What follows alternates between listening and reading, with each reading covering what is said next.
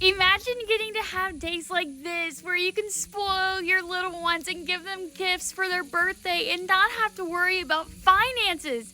Guys, I'm a 22-year-old stay-at-home mama, and when I had my daughter, I was so nervous that I wouldn't be able to give her the life that I wanted to give her because I struggled financially my whole entire life.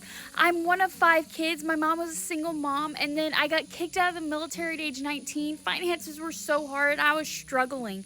Well, when I had my daughter, I became a stay-at-home mom, and my husband was the sole provider of our family, but one income just wasn't cutting it. But I didn't want to sacrifice my time with my daughter. And so what I did was I learned how to make money online. Guys, I have learned so much since starting online digital marketing 9 months ago, and I've made over $20,000 working right off my phone.